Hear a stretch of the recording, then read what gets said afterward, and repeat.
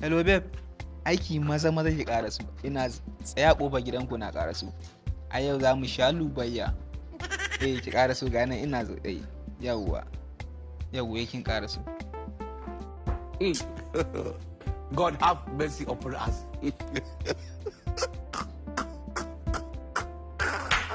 Assalamu alaikum. Alaikum salam. Baby. Kaga in na ganka wani farin ciki da nake ji a cikin zuciyata. God have mercy upon us. A washi ne.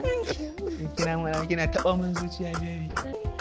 Ga washi ne. Kina ja cikin raina baby. Kina tuƙe min zuciya baby.